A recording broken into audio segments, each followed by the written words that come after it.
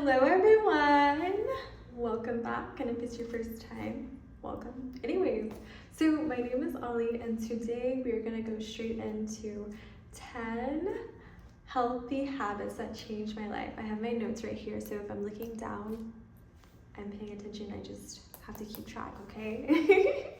Anyways, first thing is first, diet. Okay. So I used to be the type of person that always had stomach problems.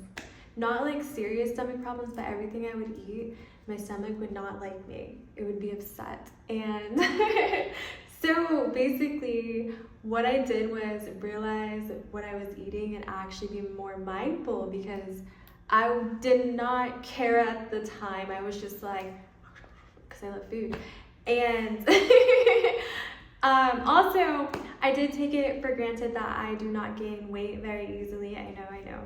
But I started focusing on my health, and it changed my life. I do not have any stomach issues. I glow from the inside out. I feel like I don't deal with a lot of breakouts anymore, because I did deal with acne and stuff for a while. Because my skin is so sensitive. I don't know if you call that acne, but I have really sensitive skin and everything breaks me out. But I had less of that, and during the month, different times in the month, a special time of the month for women, usually I would break out, but that doesn't really happen anymore for a while, because I really think it's what I put inside my body. And I have also really been interested in health. Like, I had such an obsession with health, not like a crazy obsession, but it was an obsession where it was like, I enjoy food, and I enjoy talking about food and healthy food, because I learned certain vitamins. If you get everything that you need in your body rarely has any issues, or your body can just prevent so many things. So I thought eating was such a life hack. Now we're gonna talk about, so it also gave me a clear mind. I feel like the more I ate, the clearer my brain was, the more I was able to focus on whatever I needed to focus on. So if I had a lot of things going on in my head, it just seemed like I was more direct, and I was able to know what I didn't like anymore. So it's funny, because when people who aren't used to eating what I eat, they often are like, ew, how do you eat this? But I'm the opposite. So when they're eating things like, I don't know, regular fast food, they're able to stomach it, or things with a lot of sugar, they're able to stomach it. Rather, on my end, I wasn't able to really stomach it, just because, my body was used to it, and there's nothing wrong with that. I think that's actually really cool. And I heard people say that your body can get used to things, and then I had experience in my own time. So next, the gym. Okay, guys, I love the gym now. I never thought I would be a gym person, but it is nice, because after every workout, I can breathe. I can do different things. So sometimes if I don't feel like doing anything, I'll do the laziest workout I can find. And then sometimes I just want to run. There's so many choices and so many things, and I just can get it out. And then on top of that, my body and my endurance, oh my gosh. My body, every time I look in the mirror, I'm genuinely so happy to see my reflection. And before, I feel like I always liked my body, but I was like, it could be better. And now I'm like, ooh, I like that. I like that. So when I stand in front of the mirror, like, without any clothes, I'm like, oh yeah, I love that. So now we're gonna talk about being happy with my solitude. Learning how to be alone. Oh my goodness. So I was the type of person that always wanted to do something with somebody. This was so long ago. I've been a loner for a while though, but I always thought that I had to have someone with me. So if I go out to eat, I had to have someone with me. If I wanted to go to a concert, I had to have someone with me. I didn't want to go alone. I didn't want people to look at me funny. I didn't want people to just judge me. And then I realized how silly that kind of is, because if I want to go somewhere alone, I'm going alone. I don't think it really matters. And if people think like, oh, look at the loner, the loser, okay. I'm still going to do what I want to do, and not everyone can line up with your times. People are busy, things happen, people change, people cancel last minute. if you want to do something, do it now. That's kind of my mindset, and that has changed so much. And you want to know something funny? So I did go to the Charlie XCX concert. I don't even remember anymore. It was like 1 or 2 years ago. But I met 4 girls. It was 3 or 4 girls that were like me. And I talked about how I studied science. They all were either like biologists, lawyers, just people in the same type of field that I was in, and I was shocked. I was like, whoa. They were a little older than me at the time, but they were just living the life. Like, they had apartments downtown, they lived right close to the venue, and I was like, oh my gosh. So it's just funny how, you know, different things and taking a risk, you can find people who are like you, and, you know, you'll bond that way. It's like you'll find more and more if you do things that you like. It all links up. So now let's talk about regulating my emotions. Okay. I love this. I love talking about emotions. I wear my heart on my sleeves, both of them, and I don't care. I have such a loving relationship with my emotions, because if I don't release them, then I harbor them inside of me. But learning how to control them and learning when to react and learning when to just let it go has changed my life completely, because I am rarely ever stressed out. Like, I am stressed sometimes, but people will even like see me and be like, how are you not freaking out? Honestly, I don't really freak out, just because what's the point? What is freaking out gonna do for me? Except make me freak out even more. So I would rather not freak out, and I'd rather figure out what I can do to make sure I'm not feeling this way again, or whatever's causing the problem, I kind of problem solve, and I'm just like, okay, what can I do from this point on? So that's what I like about that. And now we're gonna talk about journaling with the regulation emotions. This is number 4. With emotions and journaling, we're gonna like combine those together. Journaling has helped me so much. It's literally like opening my brain, like splitting it in half and putting it on a page or 2, multiple pages, and then I can read what's going on in my brain, because sometimes I'm trying to figure stuff out and it's like this in my brain, but then when I put it in paper, I can organize it, I can color code it, I can do whatever I want to do, and I can figure out why I am feeling the way I am feeling, and how do I get to the bottom of this so I can stop feeling like this. I love it. It's just a brain map. So, and on top of that, you don't have to do it a certain way. You can do it whatever way that you want to do it. But I'm going to tell you this, just be consistent with it, especially if you're going through a lot. If you're going through a lot and you're lost, guys, I keep messing with my hair because I don't like the way it looks on the camera. But if you're going through a lot and you don't know what to do, you might as well just write, because then you'll find the answers on the page. Literally, the pages will just be there and open, and then you're going to be like, whoa, I see it. I see the signs. So next, we're going to do number 5. So reading more. Okay. When I read, I feel like puzzles are literally, or the gears are grinding in my head, and I'm like, oh my gosh, like everything is making sense. So there's some things that I'll ponder about. I ponder a lot. I think a lot. I am a thinker, and sometimes I'll try to come up with conclusions on my own based off of the prior knowledge that I've attained throughout my life, but it's not enough. It's really not enough. So sometimes I'll read, but the hack is, because I know reading sounds so boring. Reading sounds so lame and uncool, but if you read things that make you, interested and keeps your attention, and you don't have to read it all in one sitting. I think that really helps. And audiobooks help too, because you don't have to sit there and actually sit down and open up the book and read the pages and stuff. It's a lot, I know. But if you even read a couple pages about whatever you're pondering about. So for me, a couple months ago, I was pondering about this so badly, and I'm like, but I already know this. I already know that. So what is going on? So I decided to open up a different book, and it was about more of a mindset thing. And then I was like, Eureka. I don't even know if that's a word.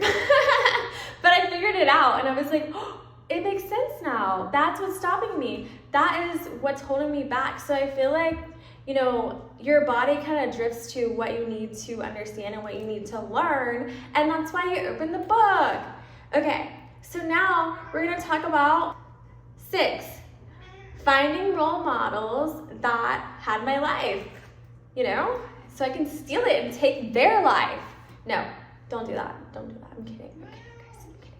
But no, I found people who literally look like me or act like me, have a body type like me, something, because then it raises my self-esteem, because if they look like me, I'm like, I can do it too, or I can look like that too, or oh, I can be considered pretty too, or it could be anything. I can be considered this, a certain trait that they have, and then I'll emulate it. So if they live where I want to live and they talk about, oh, this is what you should do here to do this, whatever, I will follow that. Obviously, I'm not going to take their entire life, but I'm going to get inspired by it, because their life inspires me, because I can see myself inside of their lives. And on top of that, it's nice to find yourself in what you want, because it is good to look up to people that you've been around, but if you're not happy and you feel like your life is stagnant and you're just too comfortable, then that's when you need to change and figure out who you really are. Who do you want to be? Where do you want to go? You shouldn't be like, I don't know. I mean, I used to want to do this, so why aren't you daydreaming about it? Why aren't you moving forward? And I feel like that helps. Anyways, so now we're going to talk about understanding where jealousy and envy come from. I had a mental, a breakdown with this, because I was so flabbergasted as to why envy and jealousy work. Because when I feel these feelings, and I feel them, I do, but I always tell myself, you know what, I can get that too. Or you know what, I'm this in my own way, or my path is different. I always reassure myself that it's okay. It's okay to feel like you aren't good enough, or that person has more than what you have. So I feel like that's good.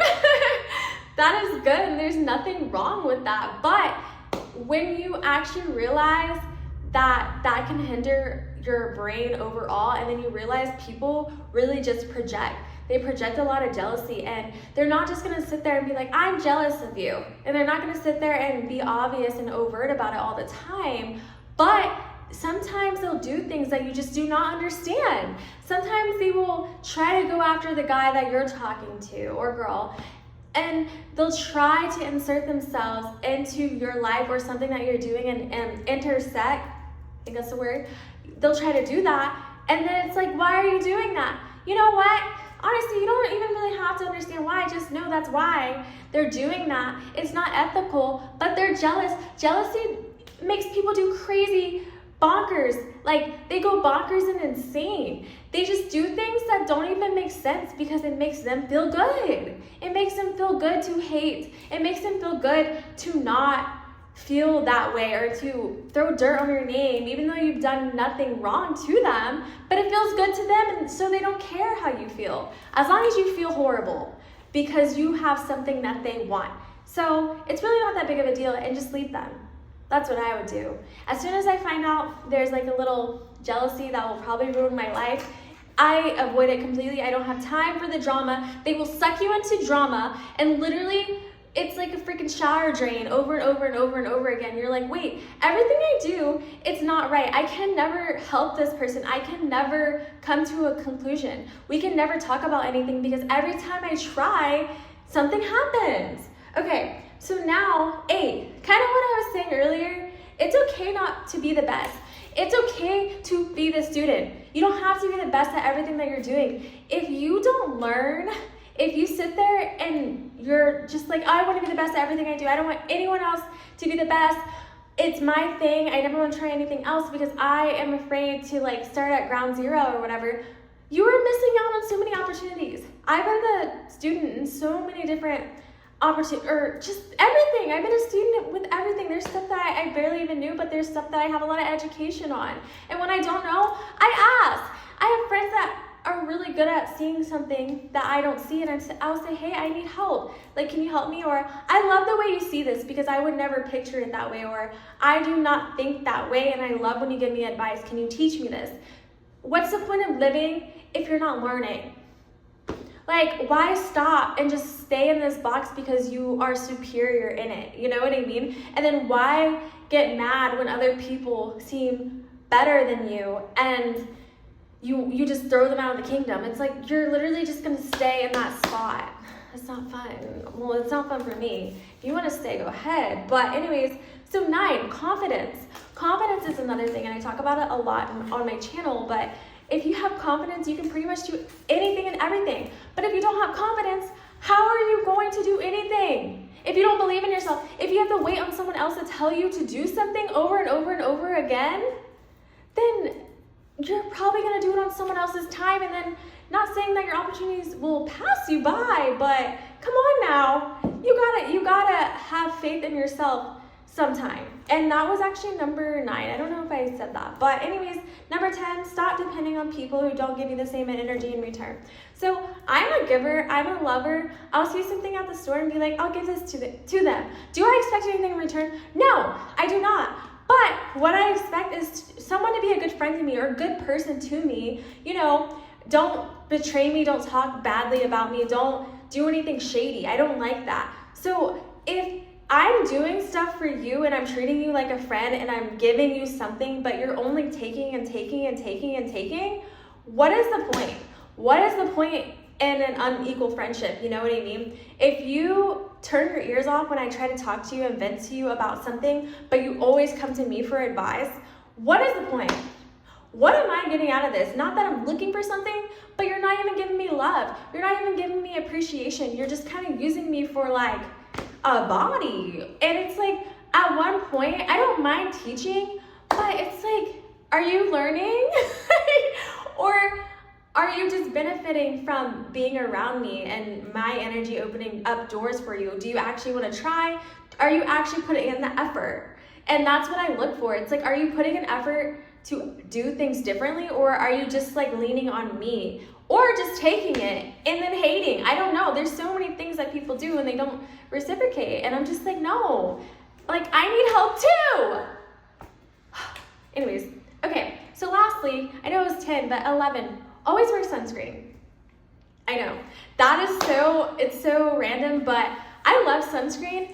And I used to work at a makeup store, maybe you can guess, but I used to work at a makeup store a long time ago, and this lady told me to always wear sunscreen, and I was like, but I have melanin, and she's like, it doesn't matter, the sun will still get you. And it's so funny because I still get sunburned. I got sunburned like a couple summers ago, but that was like, what?